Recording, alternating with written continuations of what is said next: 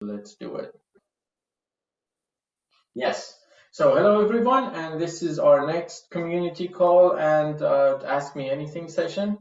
This week we have Niran and we have Jovian from Panvala project. We are excited to have them with us, and they're going to tell us a bit about Panvala and give us some updates on Panvala project. We are really interested in learning about Panvala more and see what is going on with them. We have lots of the activities in common with Panvala. BrightID and Panvala are working really closely with each other. So yeah, excited to have Niran and Jovian with us today. I'm gonna hand it over to Niran first, so we get to know him and he can say hi, and then whatever he thinks is the best way to continue this conversation, and then we're gonna ask questions and keep the conversation going. Niran, please. Hey everybody, thanks Paslar, thanks to the BrightID community for having me. Before I go into Panvala in particular, I want to talk a little bit about BrightID first. Like the reason that BrightID is so special to me is because there's so many different decentralized systems being built right now, and they're all being built around notions of ownership, and whoever owns it is whoever steers what's going on.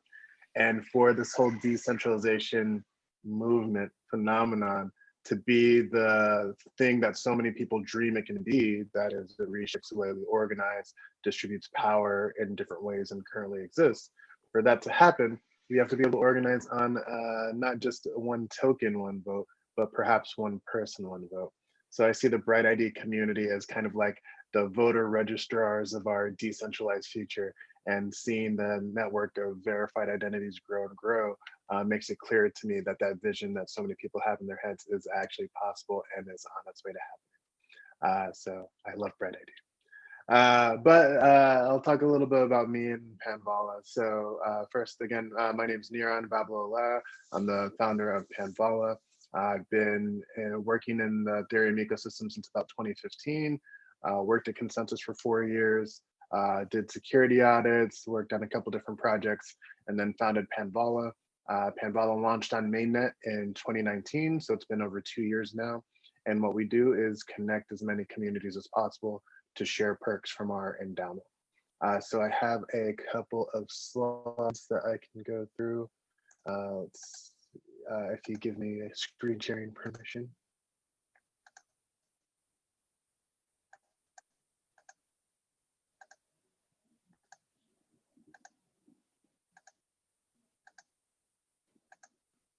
All right.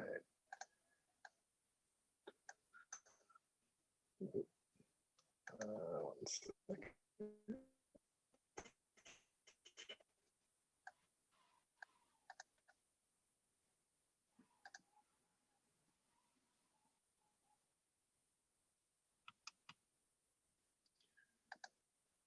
All right. So for people who haven't heard about Panvala before, again, Panvala is a network of communities who cooperate and who earn perks from our shared endowment. If you're involved with crypto at all, then you probably know that when people talk about the resources that they share, they're typically talking about on-chain resources, tokens, and things like that. So that's what's going on in Panvala.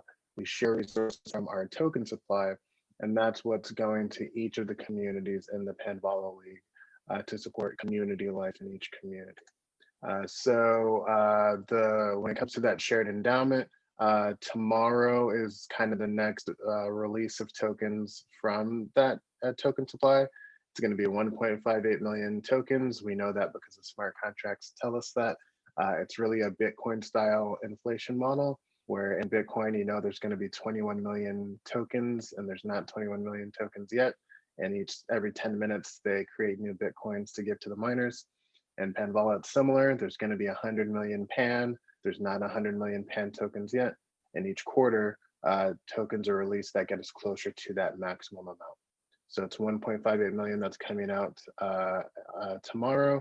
I think the value of that, when I took the screenshot, it was 184,000. I think now it's about 230,000 is the value of what's coming out tomorrow. But again, that fluctuates. It's not like there's a fixed dollar amount in there. It's that we know the schedule of tokens that are coming out of there, and the value of those tokens fluctuate over time, like all tokens do. So that's what's happening in Panvala right now. There are 65 communities in the Panvala League. Most of these communities are very crypto-focused communities. They're DAOs like Metacartel. They're projects that are trying to build in the Ethereum ecosystem, like Common Stack. There are all sorts of communities in there. A lot of them are crypto focused, and we want to have more and more crypto focused communities, more and more DAOs. As many DAOs as want to be part of this network, we want to include as many of them as possible. But also, it's not just about crypto focused communities. The vision of what we're trying to do with Panvala extends far beyond just crypto. It's really about driving more resources to community life across the board. You can do community life online in digital communities like many of the DAOs, and it can work pretty well, but community life really thrives in person. It thrives when people are coming together to spend time with each other. Even in the crypto community, every time there's a conference, people are like, oh, this was amazing. We actually got to hang out in person. But there's so many communities that know nothing about crypto, that aren't really plugged into crypto, that do a lot of just spending time in person, doing the things they like with the people they like. And with Panvala, we want to touch all those communities as well. We want to drive more resources to community life.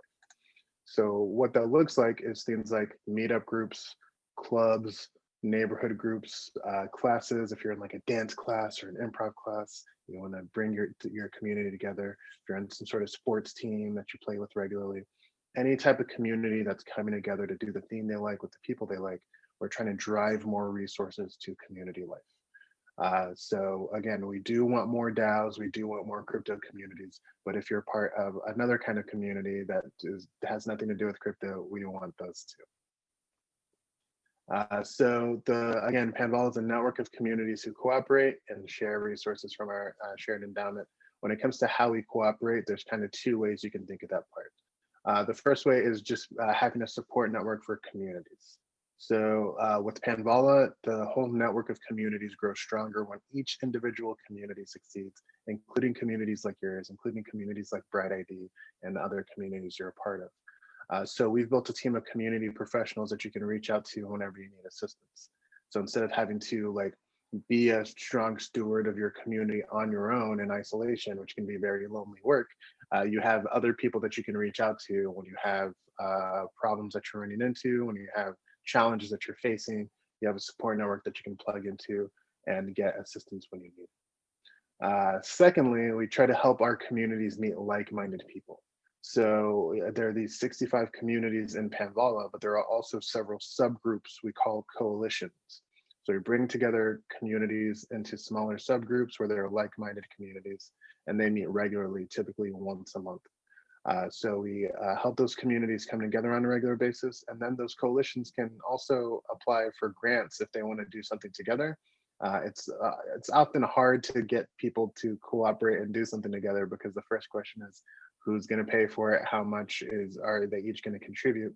And we try to make that a little bit easier by just saying, hey, you can apply for a grant from Panvala itself as your coalition of communities and get your collaborative projects off the ground that way. So those are the two main ways that we cooperate right now. It's that support network that you can plug into, and the coalitions where you can meet like-minded people across different communities. The second part of Panvala is really about the perks from our shared endowment. Every quarter, those tokens are being distributed from Panvala's inflation, and those are mainly intended to amplify whatever's going on in community life within your community. Basically, making it easier for people to come together, making it more attractive for people to come together by having more resources for community life is the idea. So in a lot of communities, there's already people that are making sure people come together just through their own effort, through their own resources. If you think about like a local community, there's probably somebody who's making sure there's food at the event, making sure that there's a room, event space booked to make sure that event happens. And a lot of times it's just a couple of people making sure that that happens out of their own pocket. In Panvala, instead of supporting your community out of your own pocket, you support your community by holding Pan, and that gives you the ability to spend resources from Panvala's inflation instead of spending it from your own pocket. So you hold on to Pan instead of spending it. You get to spend what comes from the inflation. So the entire purpose of like having these resources available is to drive them towards community life. And there's a couple of different examples of how people do that right now. The most popular one right now is donation matching. It's the most popular because it's the most flexible. Like literally, if there's anything your community is doing that your community members are willing to donate to make that happen, you can basically match those donations from Panvala's inflation to be able to do more of what you're already trying to do. So that's really the most flexible way to do it. If there's anything, if your community already collects donations in some sort of way or collects membership fees, anything like that, contributions from individual community members, and you just want more resources to do the things that you're already doing with those donations, Panvala can help you in that way in the most flexible way possible. But there are many communities that don't collect donations or don't have concrete examples of what they would do with resources. So some examples of what you can do is basically have the cost of events covered from Panvala's endowment. So community life is really about bringing people together, spending time with one another, with events like what we're doing right now, but also with all sorts of different kinds of events. Basically making sure that any costs that are necessary to make the event better, those can be provided from Panvala's endowment, whether that's food and drinks for the event, whether it's the event venue itself, whether it's like making sure that there's a photographer there to capture what's going on so you can make some memories together. Whatever cost it is that makes the event better, that's something that can be provided from Panvala's endowment. Another example is is basically t-shirts and merchandise branded with like the community's logo and branding. So especially with digital communities, making sure that people feel like they're a part of something bigger than themselves is really hard, and making sure that people have a physical representation of that, something that they can wear on calls, like what Pazlar is wearing today, making sure that people can represent that community that they're a part of, whether it's a t-shirt, coffee mug, whatever it is, those are the things that can be provided from Panvala's endowment. Again, anything that strengthens community life within your community is what Panvala's endowment is for. These are a couple of concrete examples, but if there's something that you have in mind where you're like, oh yeah, I would use these resources for this in my community, that is probably possible as well. Our whole mission is to just direct more resources to community life. So BrightID is already part of Panvala. We love sharing Panvala with BrightID and finding more ways to make sure that BrightID can benefit from both the endowment and the network of communities that we're a part of. But if you're part of other communities that you think could benefit from Panvala, we want your community to join. We're trying to build up a network of as many communities as possible so we can drive more resources to community life across the board. We believe that the more communities we connect, the stronger that network ends up being. So instead of just having resources from the inflation of the system going to communities, we believe that we can drive resources from throughout our economy to community life rather than everything going to corporate life, everything going to political life. We believe that we can direct resources to community life if we organize enough communities. So that's what we're out to do. We're trying to plug in as many communities as possible, and we'd love to see more communities that you're a part of be part of Panvala. Thank you, Niran. Yeah, that's a very concise and clear presentation of Panvala. And yeah, it couldn't be clearer than that. We always, yeah, this is the easiest way to and the clearest way to understand Panvala and how it works. And I personally take it as a better Bitcoin. Like the generation model is exactly like Bitcoin, but it's based on the community and the people. That's what we are here for. Yeah, I really like that comparison with Bitcoin because a lot of people have already seen what has played out over the past decade plus. It's been 12 years since Bitcoin was launched. And really, when it started, it was just literally just creating currency from thin air. Every 10 minutes, it's like, here's some more of the currency. It goes to the miners.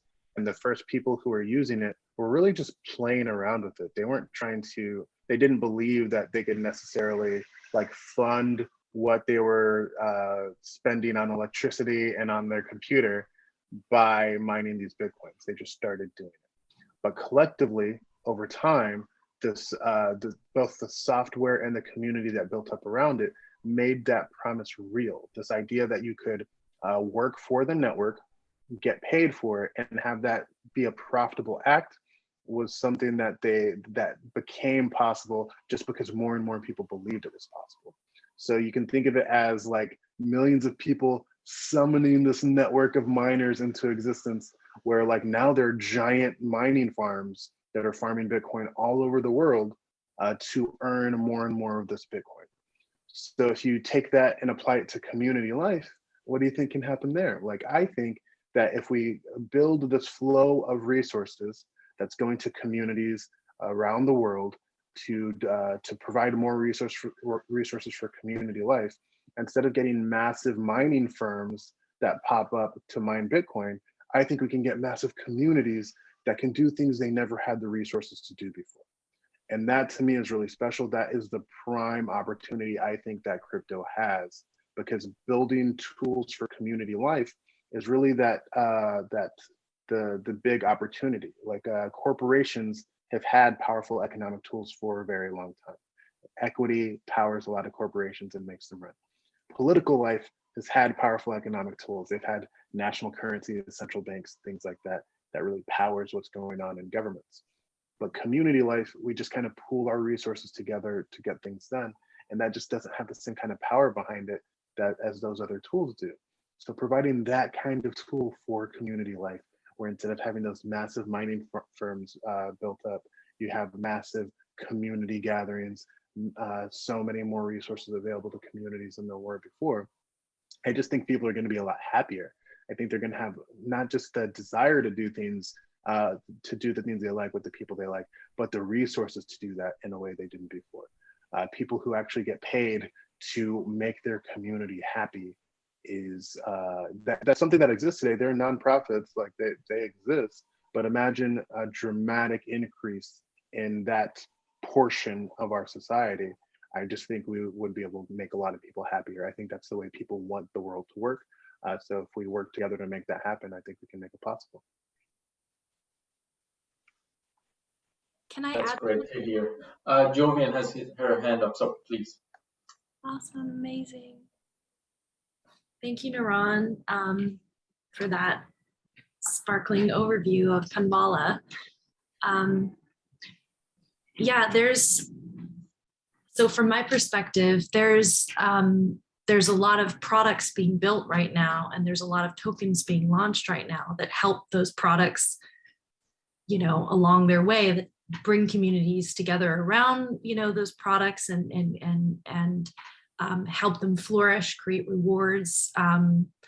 So the PAN token is like the community token.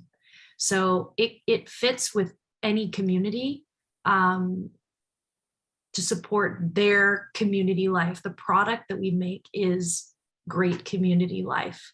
So while BrightID is working on solving for digital identity, we're working on solving for how to bring like-minded individuals together in the spaces that our communities are thriving in. So we're creating coalitions for things like the future of work. And then we're hosting conversations, we're hosting podcasts, we're taking those interested minds to conferences together, like as a troupe. We're putting on parties at, in cities where conferences are happening, like the Women-Led Web3 Coalition is doing a party in New York. So our product really is community. That's the art form, that's what the PAN token supports. And yeah, I think it's exciting because in one way, we know that strong social fabric and strong community supports, every team, every group of users, every burgeoning cultural movement. We know it supports it, but sometimes it's not considered like first. It's like a line item that's way down, like optional. But we know that these community events and these coming together and, it does increase the morale of your group and helps them align, helps them, stick together and makes them resilient, because they identify with each other, they share with each other.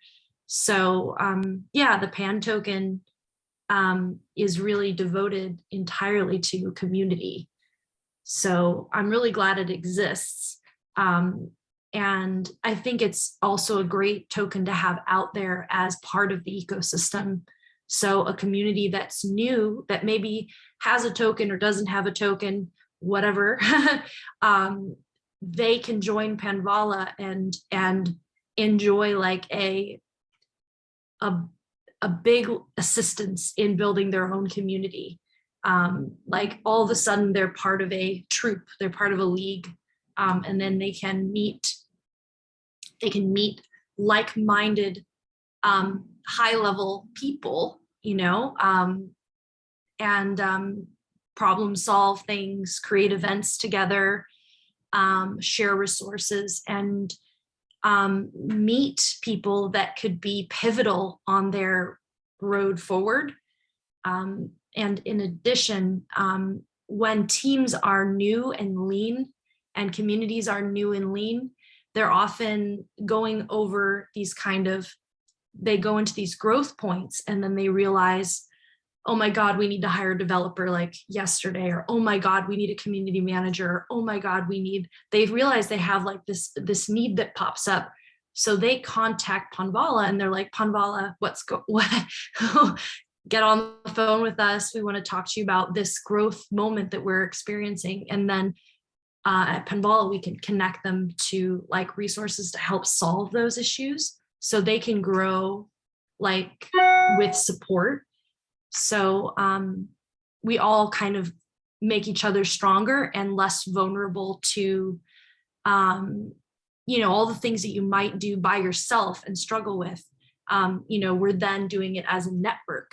So I've just seen it be really beneficial for different communities that are really using the resources. And there's no community that's too young or too small that can join Panvala. So it could be, a group of, a book club, and they could join Panvala.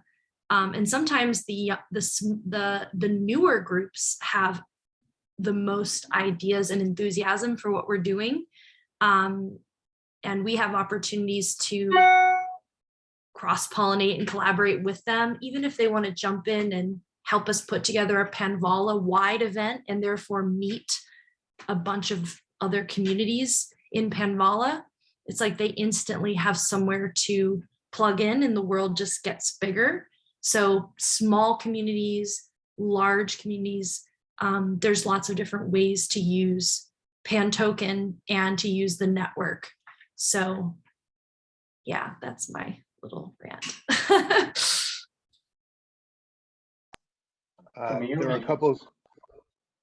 There are a couple of questions in the chat that I could get to. I didn't want to talk over you, Pastor.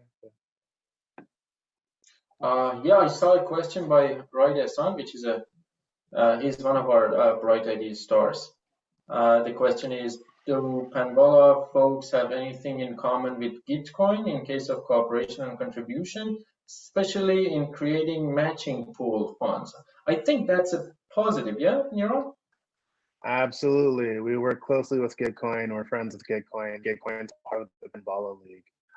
The main way that they work side by side is we encourage all of our communities who do collect donations to do it in concert with the Gitcoin matching rounds that happen once a quarter. So in December, there's going to be another Gitcoin matching round, and then our communities will participate in that as well. They'll be able to have their donations matched by Gitcoin and Panvala at the same time. So that's really how they work side by side. I think it closes on this. And I got another question directly about if there are communities in Panvala in Spanish. So there aren't that many communities right now that are Spanish speaking communities in Panvala, but we want them. So if you are interested in being a part of Panvala, then you can kind of lead that effort to create a welcoming space for Spanish speaking communities. And we would love to have that. And I just want to say we're all about diversity and inclusion. So if you want to recommend, like, we need a Spanish speaking coalition, or we need some new materials that you want to help us, write in Spanish, like, really open to having like new ways to improve access and to diversify who we're able to support. So it's a really great question.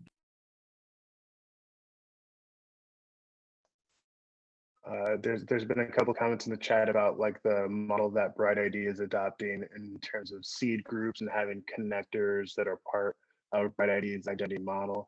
And I'm very curious about that. I think it goes hand in hand with what we're doing with Panvala. There's a lot of communities that are already part of Panvala, and they aren't all plugged into the BrightID identity network, and making sure that they have an easy way to do that, especially when it gives them like more voting influence and things like Gitcoin and in other places. Like I think those are I think that's a prime opportunity for cooperation.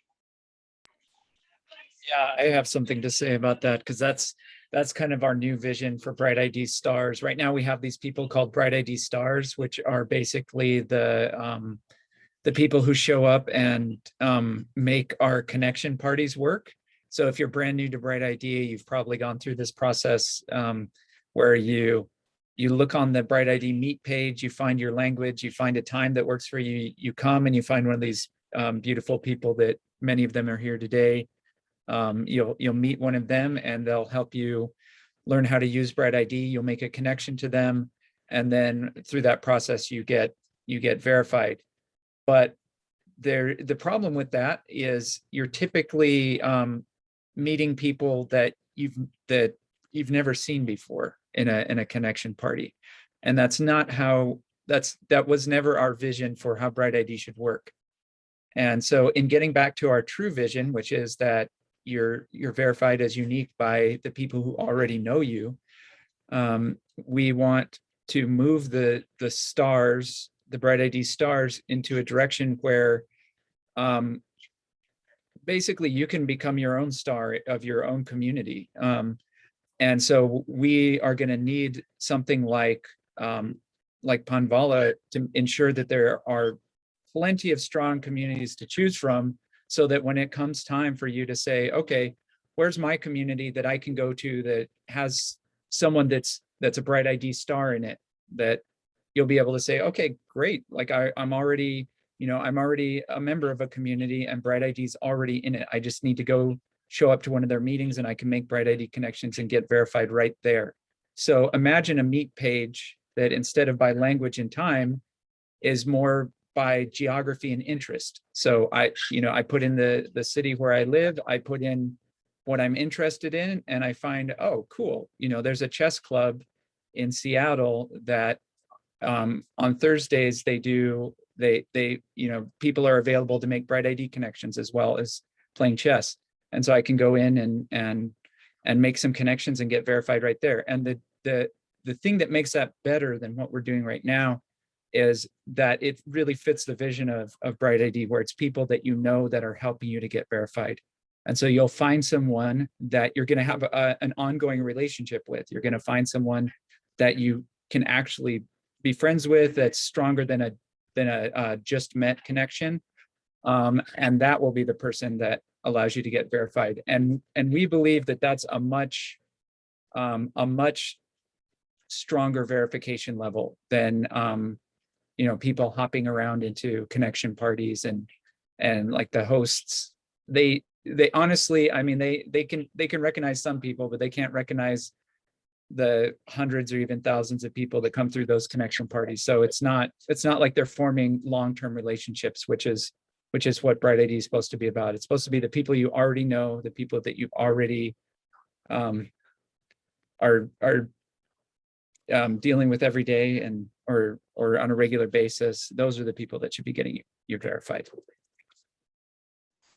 That makes total sense to me. Like, it seems just like generally speaking, there's this missing like fabric of like connected communities that once you have that, it's so easy to do so many more things. It's so easy to build an identity network. So it's easy to build an economic network. It's easy to build so many other things based on that. And we just don't have it, mainly because like corporate, like when people think about like, oh, we want to solve this problem, how are we gonna solve it? They're either like start a business or win an election, and that's kind of where we're at. But like I think together that we can build like a third answer to that. It's basically just find your people. If you're already tied into a community, it's like, okay, your community is already a member of this network. So you need to get verified on BrightID. You already know who you're going to go to. You're going to go to your community. If you come in the other way where you're like, BrightID is amazing. I want to be connected to this network. I want to be a voter registrar for this decentralized future. Then, okay, then you need to find a community to be part of. And there's so many that you can be part of. Even today, there are dozens that you can choose from that you're probably have an overlapping interest if you're interested in BrightID and decentralized technologies. But also, if you're interested in a child in Seattle, we want to be able to plug you into that as well. So I think working together to like build up this fabric, I think is kind of key to unlock not just what BrightID is capable of doing, but really like what everybody is capable of doing.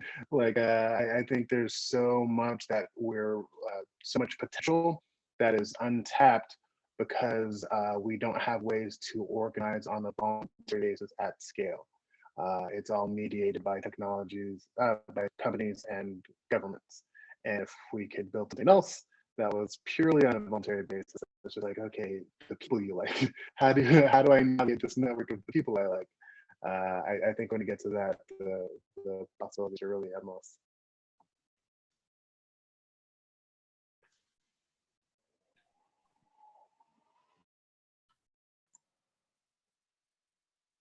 Cool. That was, yeah, the focus on the communities and the people who are like-minded and then having something in common.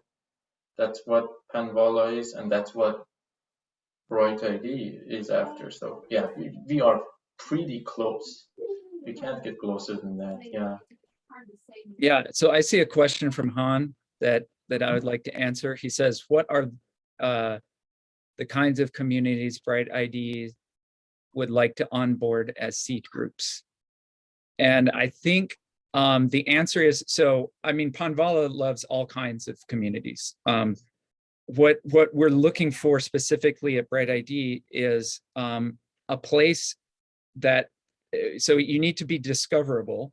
Your community needs to be something that, I mentioned that the future of the BrightID Meet page is going to be a search that allows you to find your people in your community.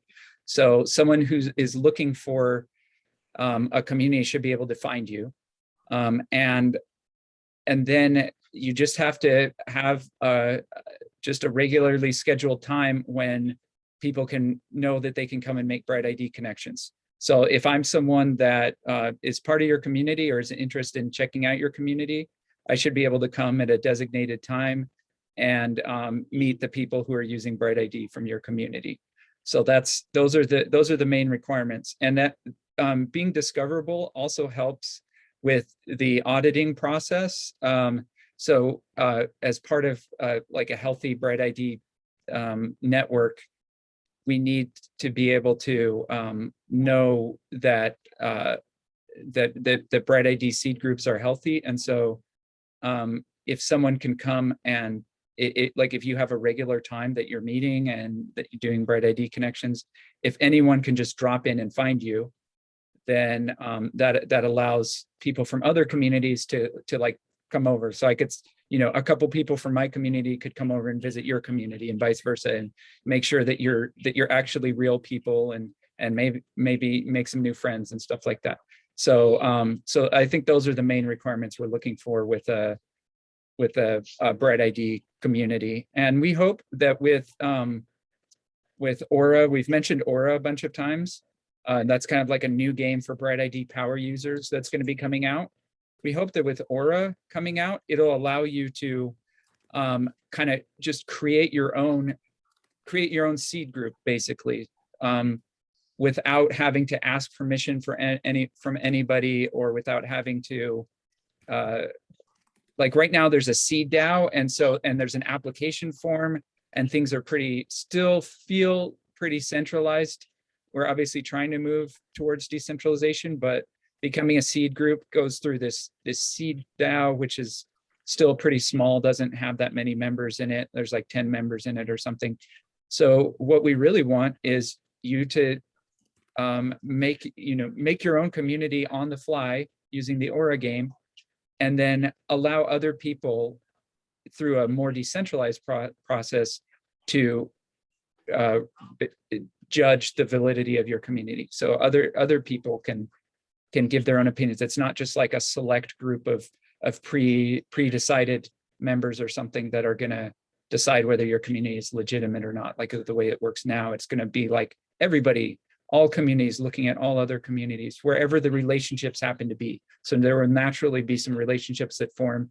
Obviously, communities that are in the same city or the same proximity of each other will be able to do a better job of auditing each other and things like that. So we want it to be more organic, and because that's the only way it's going to be able to scale. It's got to be decentralized to be able to scale to world scale, and we really need people to whatever their location is to be able to find a BrightID community. That's key, or to be able to find a helper is the key player of the Aura game is known as a helper. So BrightID stars right now are helpers, but we're going to need a lot more than than what we have for BrightID stars now. We're going to need to reach a global scale, we're going to need millions of helpers. So not everyone on Earth is going to have to know how to do this and be one of these connector type people, because not everyone is. That's not everyone's skill. But we are going to need, we're literally going to need millions of people who do have that skill, and they do exist. So we just need to just get out of their way and let them do their work and let them connect to other people and help them get verified, and just make it basically a do-it-yourself process for verifying other people. Jovian asked a very interesting question, which is like aligned to what you were saying right now. What kind of information will be on the seed page about each community? Because I'm wondering if it would be possible to make the introductions or connections more meaningful through adding a layer of context, like impact area. Yeah, absolutely. I mean, this is something that we need to design in a thoughtful way. Is how do you find the community that fits you?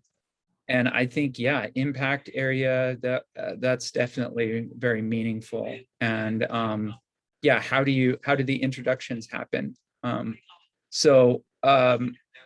Yeah, I think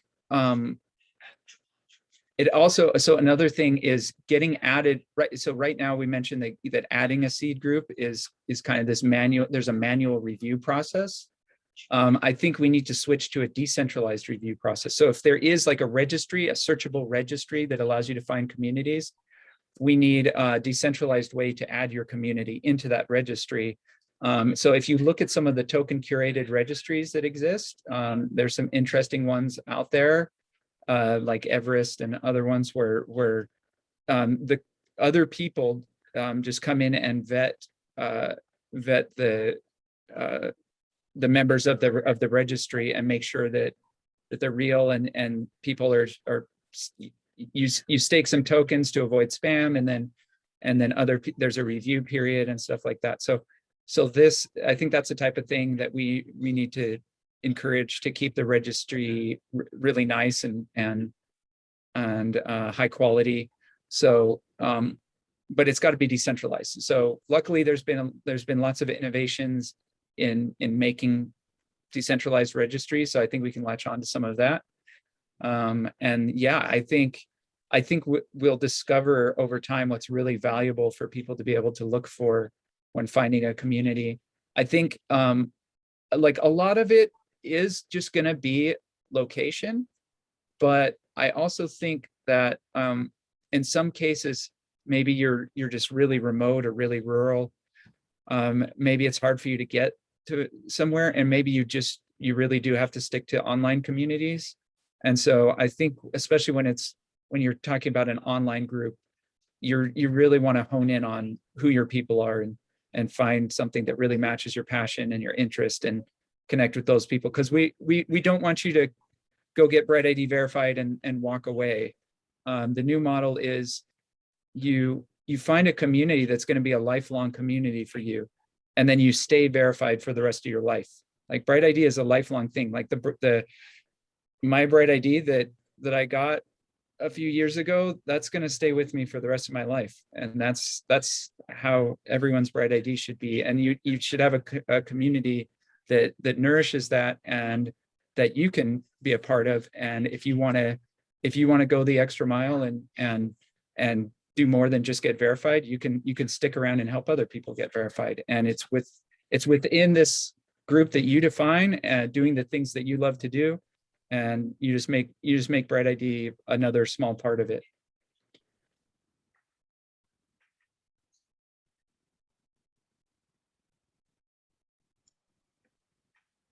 Cool. So I don't know if that answered your question, Jovian, or if that was just like in another direction. But no, I have like, if you don't mind, I just have like something to dig in a little bit more. Yeah, I'm just imagining how like navigation could look in the future, where you see your little group and then you see your group's connections to other groups, and then you surf over there and then you connect over there, and then you surf over there and you connect over there. It's something that like I'm also involved with Diamond DAO, and we're building analytics for everyone involved in DAOs. And one of the things is that you can use a clustering algorithm to show how people's relationships to each other and the strength of those relationships. And then you're like, oh, I need to pay attention to this because, you know, a bunch of people from this group are also in that group. So then you can kind of surf around and discover each other's networks and thereby strengthen your network and make really meaningful connections that are based on trust, rather than, you know, this anonymity, which is actually quite dangerous in a lot of ways. I love pseudonyms. They're fun, they're liberating, but anonymity is in a lot of ways dangerous. So building the trust networks, the decentralized trust networks that make us safe again, I think is super important. But yeah, I could just imagine like a UI where you see your little group, and then you can see that group's connections to other groups, and then you can continue to make more connections. There's some really interesting machine learning algorithms about recommending based on your past actions. So it could look at, okay, you know, here are your connections. Obviously, like you said, this is all pseudonymous, so you don't have to offer up any personal information to be able to get this service, but it can look at who you're connected to and maybe if you're already in one community, or even if you're not, it can say, hey, you should probably check out this community. And oh, you're already in this community? Well, then you should definitely check out these other 3 communities. I think that could be really valuable.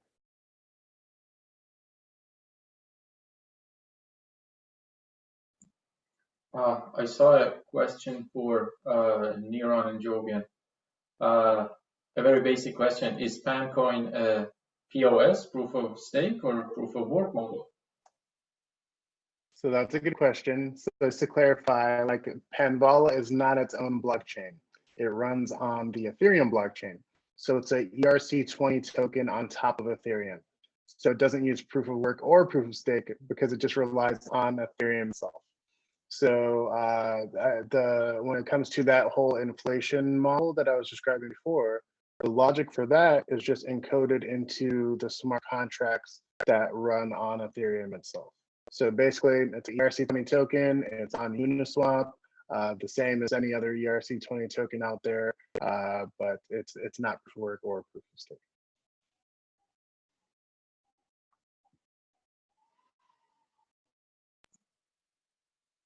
Cool. Okay. I think this is something pretty similar to the previous question, but how is the supply generated? I think you covered it in the presentation early in the AMA, but maybe you could address this briefly. Yeah, no problem. So the supply is hard coded into the smart contracts as well. So when you create an ERC20 contract, you tell the contract what the supply of the token is. Some contracts allow you to change that. Panvala's does not. So in Panvala, the initial 100 million tokens were all created at the very beginning. It's just that the vast majority of the tokens were locked up in the smart contract that releases those at a decaying rate over time. So all the tokens that will ever exist already exist. It's just that they're not all circulating. Most of them are locked up. We have a question for Adam, which I think he is answering in the chat, but does BrightID offer rewards and incentives for helpers? That's a big positive, but could you elaborate on that? Sure. Yeah. So we've been very careful about incentives up to this point. You have to be really careful because you can mess up you can mess up a good thing sometimes with incentives. So we have not launched any incentives yet. So just to backtrack a little bit on BrightID stars, right now it's kind of this self-selection process where there's like a small group of stars that will periodically add another star to their group just as BrightID grows, just to get the workload done. And they do get paid. You'll see in BrightDAO coming up soon, you'll see that they are going to put up a proposal. And we even so when we launched the Bright token, we pre-allocated some Bright for the BrightID stars. So BrightID stars do get paid for their service, but in the new decentralized model where anyone can become a star and it's more just about your performance, you can see how well you're performing as a star, and anyone can take it on and try it out. You don't need to ask permission to become a star. In that new model, where anyone can be a helper, the Aura game is going to carefully include incentives for being a good helper, and that could come from BrightDAO, that could come from other places. We're still having discussions in Aura about where those incentives might originate, but we definitely think that should be a part of the game. We want the really good helpers to be able to make a living. You should be able to make a living being an awesome BrightID helper if you're really good at it. So yeah, we want to open the door for that.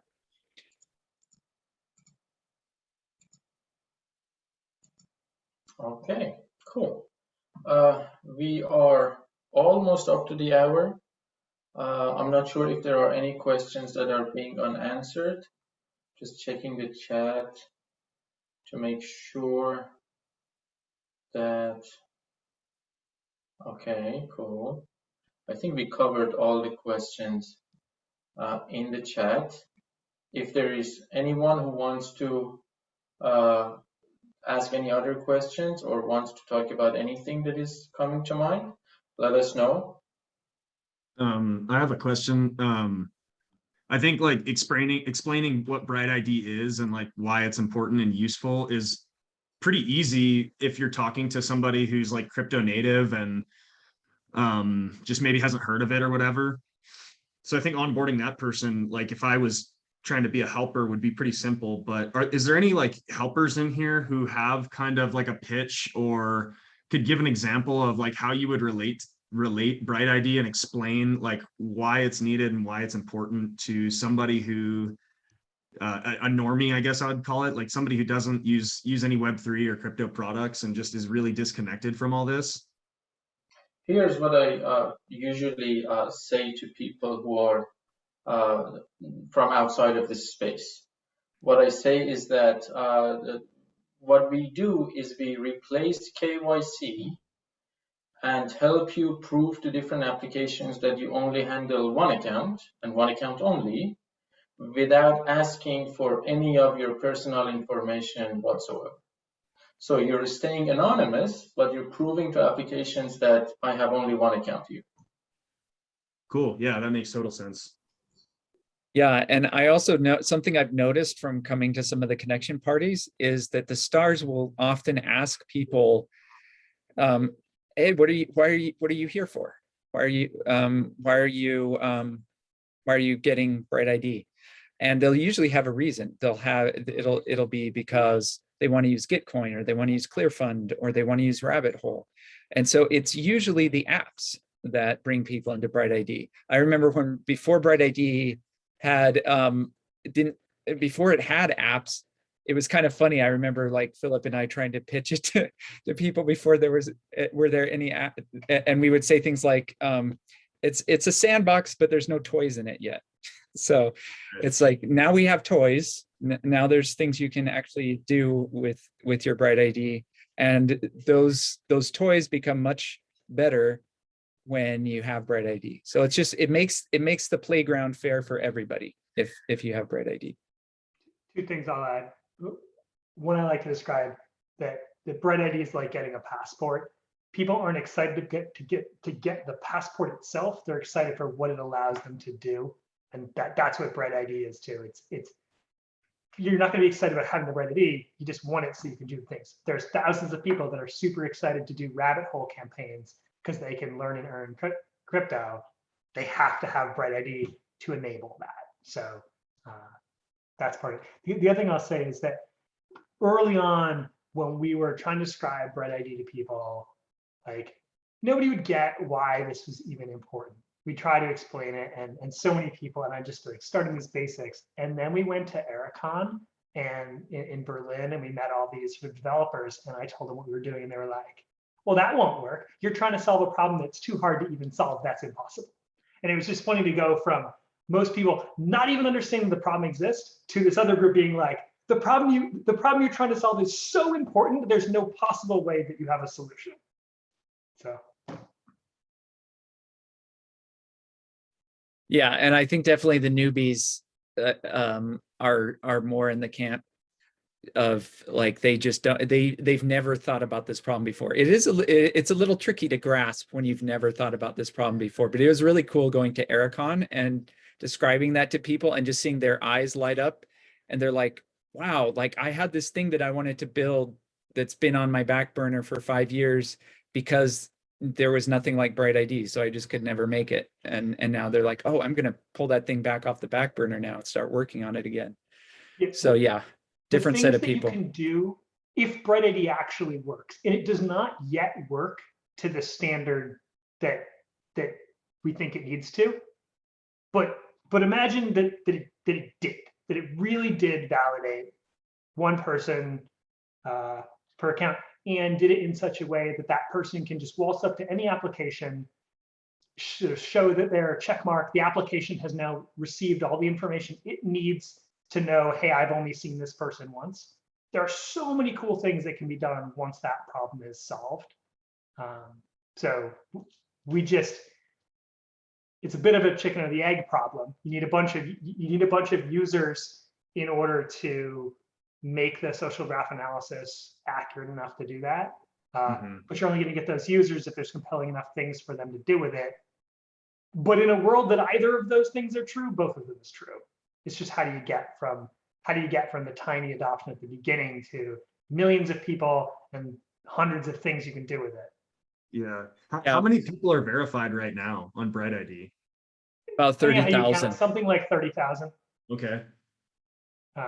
You know, and it's one of the things that I'm constantly begging the team for, and they get closer and closer to actually saying they're going to do it, is offering higher levels of verification.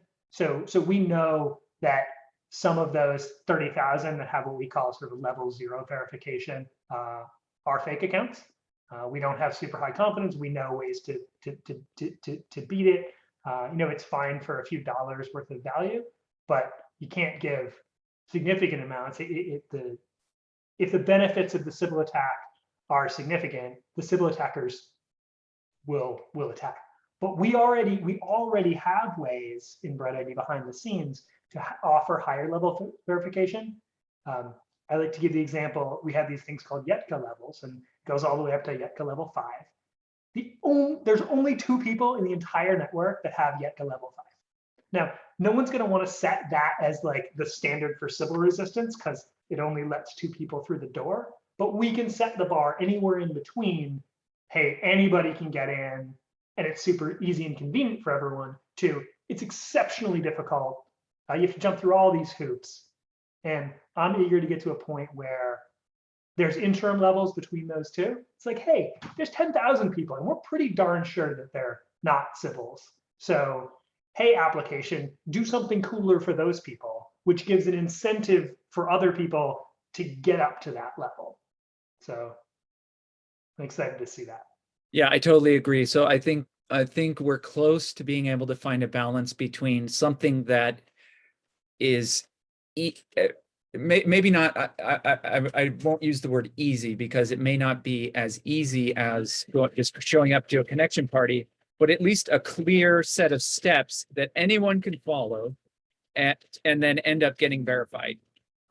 We're getting closer to having that set of steps, yet having a higher verification level that can be worth more money, that could possibly secure something like, eventually we want to be able to secure a real UBI. I mean, that's the dream of BrightID, is to be secure enough that someone could entrust a UBI to BrightID verification. Right now, I would say that your BrightID is probably worth, $50, $50 to $100.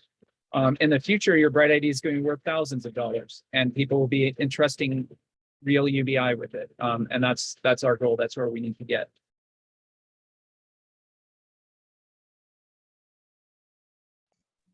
We want to ask a question. I don't know if.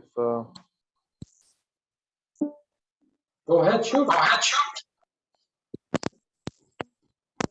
More like a contribution, anyways. See the focus by the presentation from Mr. Adam. I said the focus is more on circles, trying to get verified from verified users. I think the focus should be step up higher a little bit. So we have BrightID verifying people for applications, right? So how about we get to populate applications that is signing up a key strategic partnership with lots of projects that would want to incorporate the BrightID platform into what they do. And then when they make it part of their requirements for you to transact with them. So when they get clients that want to, utilize or transact on their apps or on their platforms, they get to refer these clients to communities within that particular geographication as to getting verified, rather than, going all out the way Mr. Ed Adams trying to, break down the whole situation of getting verified and getting a community. So you get to first get involved with the community. That's when you're coming from those platforms. You get involved with the community, 1 or 2 persons there get to know you, understand you for a couple of days or thereabout. And then possibly that could aid the smooth, process of adoption. I just think it's just an opinion anyways. Yeah, definitely. I think that the driver of BrightID is always going to be what you can do with it. So making partnerships with really compelling apps where the apps become more valuable when people are BrightID verified is exactly the right way to go. And I think you're also right that some of those apps themselves some of them have a social aspect to them already.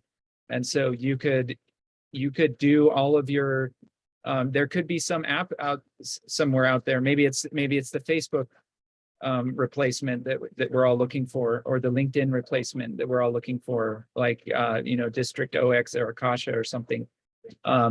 They could use it. You could do all your BrightID stuff without ever leaving the app, and make your connections, get verified, get into communities, do it all from within the app. And if there was something like that, yeah, I think that could be really powerful.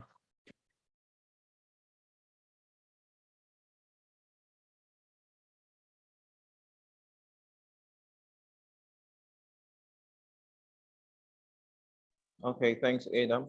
Thank you very much.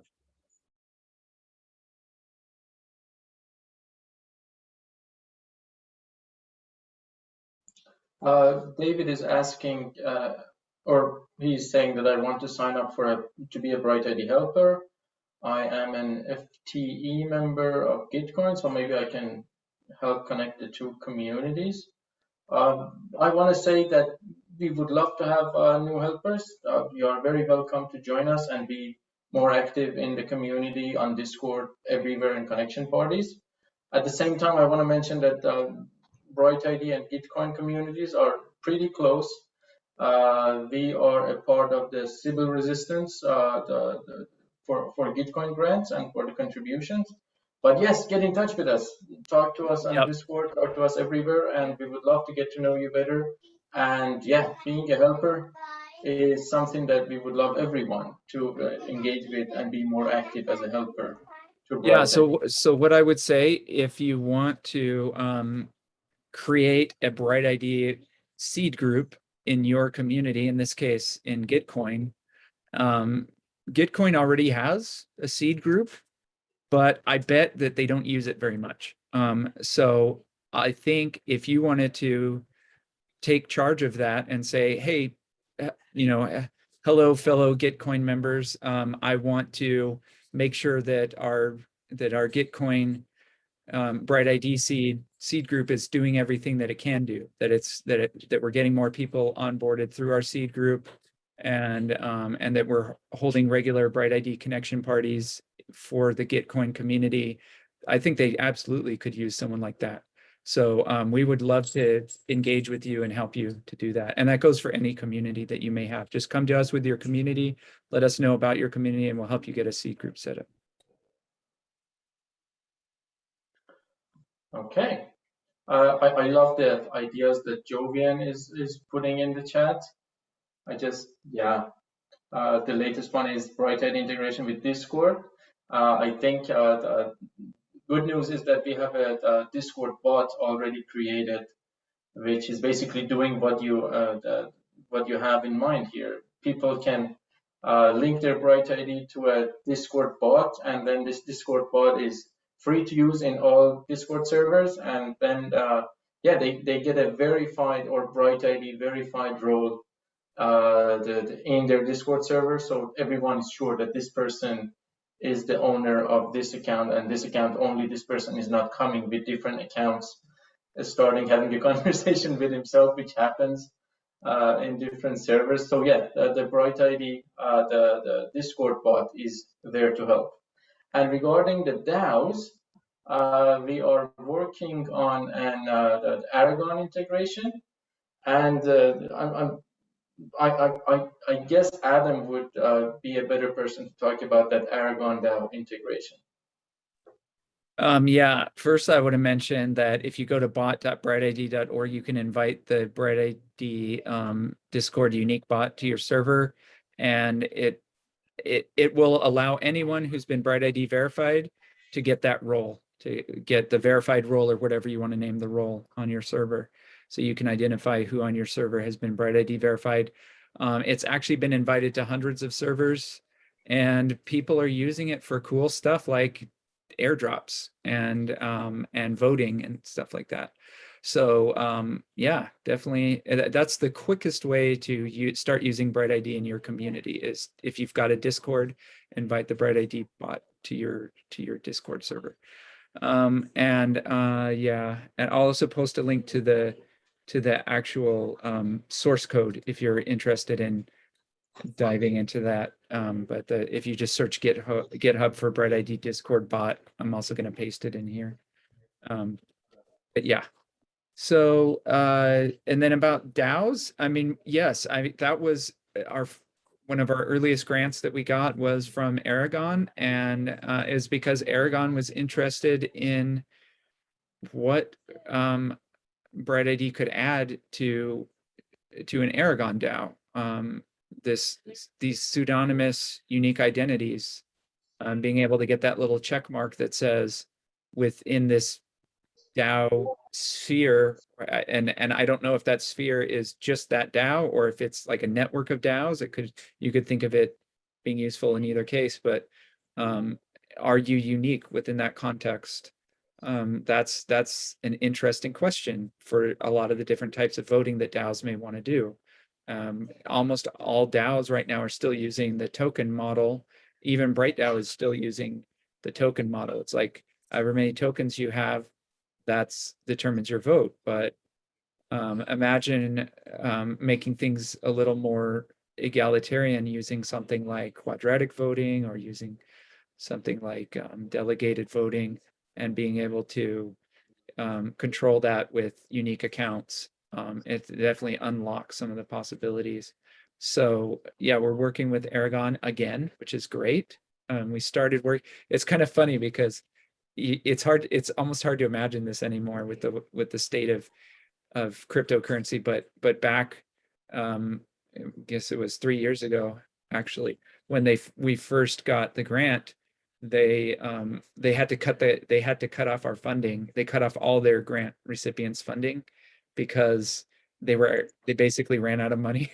And so it's like now it almost seems absurd to think about a big project like Aragon not having money, but that was the situation they were in. But now we're back, like 3 years later, we're back doing the thing that we originally set out to do with Aragon integration. So it's pretty cool. Thank you, Adam, and thank you, Jovian, for all of the amazing ideas. And yeah, this is suggesting a very bright future, as I always say, but a very close integration and the collaboration between Panvala and BrightID, because yeah, you enjoy inviting communities to Panvala and BrightID as well. So it's very aligned with each other. We are kind of past the hour. I want to thank everyone, especially Niran and Jovian, for accepting to be our guest speakers and talking to us about Panvala and the collaborations with BrightID. I want to thank everyone for joining us and taking part in this conversation. And thank you, thank you, thank you. See you soon in other community calls, and yeah, see you next week. Take care, folks. Thanks, everybody. Let me copy.